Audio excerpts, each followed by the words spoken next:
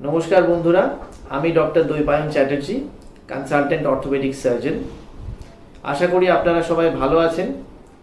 আমাদের আজকের আলোচনার বিষয় হলো ইউরিক অ্যাসিড। আপনারা দর্শক বন্ধুরা অনেকেই রক্তে ইউরিক অ্যাসিডের মাত্রা বেড়ে যাওয়ার জন্য গিটে গিটে ব্যথা পেয়ে কষ্ট পেয়েছেন। আমার অনেক ভিউয়ার্সরা আমাকে ইউরিক অ্যাসিড নিয়ে তাই ভিডিও বানাতে বলেছেন। তাহলে আর দেরি না করে আমরা ঢুকে যাই ডাইরেক্ট ইউরিক অ্যাসিড সম্বন্ধে আলোচনায়। ইউরিক অ্যাসিড আমাদের শরীরে বাড়তে পারে দুটো উপায়ে। এক, যদি আমাদের শরীরে পিউরিনের মাত্রা বেড়ে যায় এবং ইউরিক অ্যাসিডের প্রোডাকশন বেড়ে যায়। আর দুই, যদি ইউরিক অ্যাসিডের বর্জন ক্ষমতা আমাদের শরীরের কমে যায় তাহলে। আমাদের শরীরে পিউরিনের মাত্রা বেড়ে যেতে পারে পিউরিন জাতীয় খাবার দাবার খেলে। এই সম্বন্ধে আমরা ডিটেলসে ডিসকাস করব কিছুক্ষণের মধ্যেই। এছাড়া আমাদের মানব কোষ বা হিউম্যান সেলের রিজেনারেশন অ্যান্ড ডেথ রেট যদি কোনো কারণে বেড়ে যায় তাহলেও আমাদের শরীরে পিউরিনের মাত্রা বেড়ে যেতে পারে এবং তার থেকে ইউরিক অ্যাসিড বাড়তে পারে। এটা হতে পারে ক্যান্সারের চিকিৎসা করার সময়। খুব দ্রুত গতিতে ওজন কমালেও পিউরিনের মাত্রা আমাদের শরীরে বাড়তে পারে। আর কেউ যদি প্রচণ্ড বেশি এক্সারসাইজ করে তাহলেও ইউরিক অ্যাসিডের মাত্রা বাড়তে পারে। তাই ইউরিক অ্যাসিডের মাত্রা সঠিক রাখতে ফাস্ট ওয়েট লস আর হেভি এক্সারসাইজ অ্যাভয়েড করুন। এবার দেখে নেব কী কী কারণে আমাদের ইউরিক অ্যাসিডের বর্জন ক্ষমতা কমে যায়। কিডনির কোনো অসুবিধা হলে আমাদের এই বর্জন ক্ষমতা কমে যেতে পারে। এছাড়া ডায়াবেটিস বা থাইরয়েডের সমস্যা থাকলে এবং ওজন বেশি থাকলে আমাদের কিডনিতে রক্ত সঞ্চালন কমে যায়, তার ফলে কিডনি ঠিকমতো কাজ করতে পারে না এবং ইউরিক অ্যাসিডের মাত্রা আমাদের শরীরে বাড়তে থাকে। এছাড়া কিছু ওষুধপত্র রেগুলার খেলে তাতে আমাদের ইউরিক অ্যাসিডের বর্জন ক্ষমতা কমে যায়, যেমন কিছু প্রেশারের ওষুধ এবং রক্ত পাতলা করার জন্য অ্যাসপিরিন। তাই যদি আপনি এমন কোনো ওষুধ বহুদিন ধরে খেয়ে যাচ্ছেন যাতে করে ইউরিক অ্যাসিড বেড়ে যায়, তাহলে আপনার ডাক্তারবাবুর সাথে যোগাযোগ করে সেই ওষুধ পাল্টানোর ব্যবস্থা করুন। তাছাড়া ফ্যামিলিতে যদি ইউরিক অ্যাসিডের আপনার হিস্ট্রি থাকে তাহলে আপনারও ইউরিক অ্যাসিড হওয়ার প্রবণতা বেশি। তাই বাবা মা বা ক্লোজ রিলেটিভের যদি ইউরিক অ্যাসিডের হিস্ট্রি থাকে তাহলে এখন থেকেই সতর্কতা অবলম্বন করুন। আসুন এবার জেনে নিই ইউরিক অ্যাসিড বেশি থাকলে আমাদের কোন কোন খাবার অ্যাভয়েড করা উচিত। রেড মিট মানে মাটন, বিফ, পর্ক, ল্যাম্ব।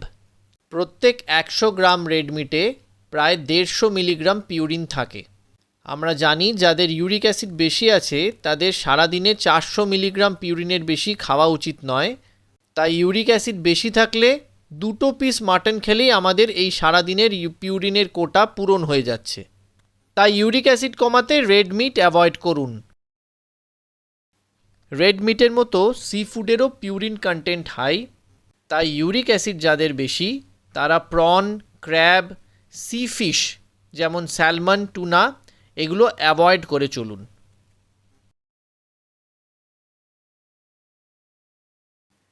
আমরা অনেকেই এটা বিশ্বাস করি যে চিকেন খেলে ইউরিক অ্যাসিড বাড়ে না, কিন্তু এটা সম্পূর্ণ ভুল ধারণা। প্রত্যেক 100 গ্রাম চিকেনে প্রায় 150 মিলিগ্রাম পিউরিন থাকে। তাই 2 পিস চিকেন খেলেই আমাদের সারাদিনের পিউরিনের কোটা পূরণ হয়ে যাচ্ছে। কাজেই ইউরিক অ্যাসিড যাদের বেশি তারা সপ্তাহে একদিন 2 পিসের বেশি চিকেন খাবেন না। আমাদের অনেকেরই এই ভুল ধারণা রয়েছে যে প্রোটিন জাতীয় খাবার দাবার খেলে ইউরিক অ্যাসিড বাড়ে, কিন্তু এটা সম্পূর্ণ ভুল ধারণা। প্রোটিন নয়, পিউরিন জাতীয় খাবার দাবার খেলে ইউরিক অ্যাসিড বাড়ে। এর সবথেকে বড় এক্সাম্পল হলো ডিম। ডিমে প্রোটিন বেশি কিন্তু পিউরিন কম, তাই ইউরিক অ্যাসিড বেশি থাকলেও সপ্তাহে 3টে বা 4টে ডিম খাওয়া যেতেই পারে। লিভার বা মেটে।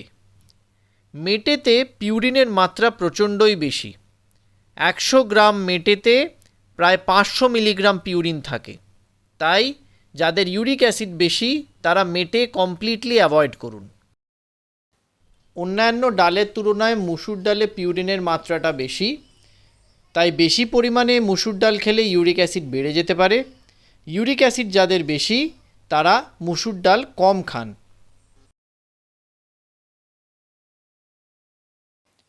মুসুর ডালের মতো রাজমাতেও কিন্তু পিউরিনের মাত্রা অনেকটাই বেশি। তাই ইউরিক অ্যাসিড বেশি থাকলে সপ্তাহে একদিনের বেশি রাজমা খাওয়া যাবে না।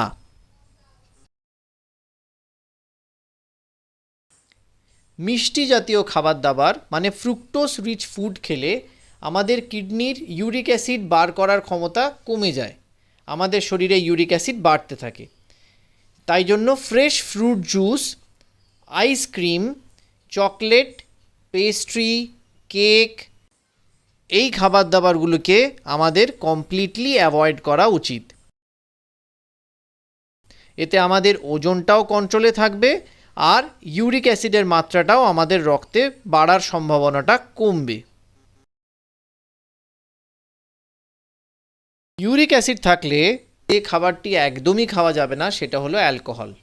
সকল প্রকার অ্যালকোহল খেলেই আমাদের শরীরে ইউরিক অ্যাসিডের মাত্রার বৃদ্ধি পেতে পারে। অনেকেরই ভুল ধারণা আছে যে বিয়ার খেলে ইউরিক অ্যাসিড বাড়ে না, কিন্তু এটা সম্পূর্ণ ভুল ধারণা। সব প্রকার অ্যালকোহলই ইউরিক অ্যাসিড থাকলে বর্জন করুন। খালি অ্যালকোহল নয়, যে কোনো প্রকার কোল্ড ড্রিঙ্ক খেলেও আমাদের শরীরে ইউরিক অ্যাসিডের মাত্রা বেড়ে যেতে পারে। তাই যেসব মানুষের ইউরিক অ্যাসিডের মাত্রা বেশি বা যারা গাঁঠিয়া বাতে কষ্ট পাচ্ছেন তারা কোল্ড ড্রিঙ্ক খাওয়া ছেড়ে দিন। এমন অনেক শাকসবজি আছে যেগুলোতে পিউরিনের মাত্রা বেশি, যেমন টমেটো, ব্রোকলি, ভেন্ডি, অ্যাসপারাগাস, ফুলকপি এবং পালং শাক। এই সব শাকসবজিতে পিউরিনের মাত্রা বেশি হলেও সেটা 100 মিলিগ্রামের নিচে। যদিও রিসার্চে বলছে যে এই সব শাকসবজি খেলে আমাদের ইউরিক অ্যাসিডের মাত্রা বৃদ্ধি পায় না, তাহলেও আমি রেকমেন্ড করব যে ইউরিক অ্যাসিড যাদের বেশি তারা এই শাকসবজিগুলোকে অ্যাভয়েড করে অন্য শাকসবজিগুলো খান।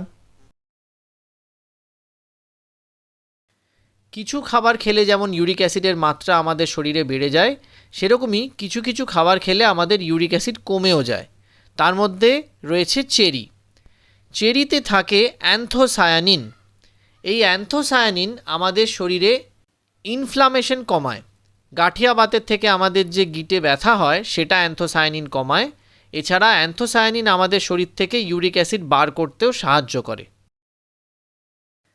Black coffee. ব্ল্যাক কফি আমাদের শরীরে পিউরিন ভেঙে ইউরিক অ্যাসিড তৈরি হওয়া কমায় আর কিডনির দ্বারা ইউরিক অ্যাসিড বর্জন ক্ষমতাও বাড়ায়।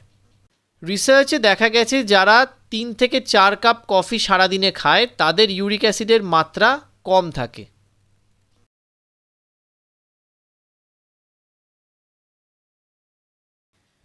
কফির মতো গ্রিন টিও আমাদের শরীরে ইউরিক অ্যাসিডের তৈরি হওয়া কমায় এবং ডাইউরেসিসের মাধ্যমে আমাদের শরীর থেকে ইউরিক অ্যাসিডের বর্জন ক্ষমতা বাড়ায়। তাই ইউরিক অ্যাসিড কমাতে গেলে কফি বা গ্রিন টি খেতে পারেন। লেমন বা পাতিলেবুর রস। পাতিলেবুর রসে প্রচুর পরিমাণ অ্যান্টিঅক্সিডেন্ট এবং ভিটামিন সি আছে, যেটা আমাদের শরীর থেকে ইউরিক অ্যাসিডের বর্জন ক্ষমতা বাড়িয়ে দেয় এবং আমাদের শরীরে ইউরিক অ্যাসিডের মাত্রাকে কন্ট্রোল করে রাখতে সাহায্য করে। রিসার্চে দেখা গেছে যে লো ফ্যাট ডেয়ারি প্রোডাক্ট যেমন লো ফ্যাট দুধ বা লো ফ্যাট ইয়োগার্ট বা দই, এগুলোতে আছে ক্যাসিন এবং ল্যাকট্যালবিউমিন, যেটা আমাদের শরীরের থেকে ইউরিক অ্যাসিডের মাত্রা কমাতে সাহায্য করে। তাই ইউরিক অ্যাসিড কমাতে লো ফ্যাট ডেয়ারি প্রোডাক্ট অবশ্যই খান। আমরা আগেই দেখেছি ইউরিক অ্যাসিড বেশিরভাগটাই বেরোয় আমাদের ইউরিনের মাধ্যমে। তাই জল অন্তত 3 লিটার সারাদিনে খান, যাতে পর্যাপ্ত পরিমাণে ইউরিন হয় এবং তার মাধ্যমে ইউরিক অ্যাসিড শরীরের থেকে বের হওয়ার সুযোগ পায়। ইউরিক অ্যাসিডের মাত্রা আমাদের শরীরে বেড়ে গেলে তার জন্য কি কি অসুবিধা আমাদের হতে পারে সেটা এবার জেনে নেব। ইউরিক অ্যাসিড আমাদের রক্তে যখন আস্তে আস্তে বাড়তে থাকে, প্রথমের দিকে এর জন্য কোনো সিমটম হয় না। এই ফেজকে বলে আসিমটোম্যাটিক হাইপার ইউরিসেমিয়া। এই সময় কোনো ওষুধের দরকার পড়ে না, কিন্তু খাবার দাবারের নিয়মকানুন মানতে হয়। ইউরিক অ্যাসিডের মাত্রা বেড়ে বেড়ে যখন 7 মিলিগ্রামস পার ডেসিলিটারের ওপরে চলে যায়, তখন এটা আর আমাদের রক্তের মধ্যে মিশে থাকতে পারে না। ইউরিক অ্যাসিড ক্রিস্টালাইজ করে যায় এবং স্ফটিক আকারে আমাদের জয়েন্টে এবং জয়েন্টের আশেপাশে জমা হওয়া শুরু হয়। এই স্টেজকে বলে অ্যাকিউট গাউট বা গিটে বাত। মাঝরাতে বা ভোরের দিকে হঠাৎ আঙুলের গিঁট ফুলে যায়, লাল হয়ে যায়, গরম হয়ে থাকে এবং তীব্র ব্যথা হয়, যার ফলে ঘুম ভেঙে যায়। ইউজুয়ালি আমাদের বুড়ো আঙুলের গিঁটটাই 80% ক্ষেত্রে অ্যাফেক্টেড হয়। এই ব্যথা মোটামুটি 7-10 দিন থাকে এবং এর জন্য ডাক্তারবাবুর পরামর্শ নিয়ে ওষুধপত্র খেতে হয়। ইউরিক অ্যাসিডের মাত্রা যদি কন্ট্রোলে না রাখা হয় এবং বহুকাল ধরে যদি সেটা বেশি থাকে, তাহলে ইউরিক অ্যাসিড স্ফটিক আকারে আমাদের বিভিন্ন গিটের আশেপাশে জমে গিয়ে ছোট ছোট মার্বেলের বলের মতো হয়ে যায়, সেটাকে বলে টোফাই। দীর্ঘকাল ইউরিক অ্যাসিড বেশি থাকলে তার থেকে আমাদের কিডনি স্টোন হতে পারে এবং খুব রেয়ারলি কিডনি ফেলিয়ারও হতে পারে। রিসেন্ট রিসার্চে দেখা গেছে যে ইউরিক অ্যাসিডের মাত্রা বেশি থাকলে তাতে আমাদের রক্তচাপ বেড়ে যায় এবং রক্তের নল বন্ধ হয়ে গিয়ে হার্ট অ্যাটাকের চান্সেসও বেড়ে যায়। বুঝতেই পারছেন, ইউরিক অ্যাসিডের মাত্রা আমাদের শরীরে বেড়ে গেলে তার থেকে আমাদের অনেক সমস্যাই হতে পারে। তাই ইউরিক অ্যাসিড সম্বন্ধে বেসিক নলেজ রাখা এবং সেটা সম্বন্ধে সতর্ক থাকা অত্যন্ত প্রয়োজনীয়। তাহলে বন্ধুরা, আশা করব এই ভিডিওটা আপনাদের ভালো লেগেছে। আপনারা যারা প্রথমবার এই ভিডিওটা দেখছেন তারা লাইক, শেয়ার অ্যান্ড সাবস্ক্রাইব করতে ভুলবেন না। আর যদি কিছু জিজ্ঞাসা থাকে আমাকে বা কোনো সাজেশন থাকে আমার জন্য, অবশ্যই কমেন্ট সেকশনে লিখে জানাবেন। Thank you. দেখা হবে আবার পরের ভিডিওতে।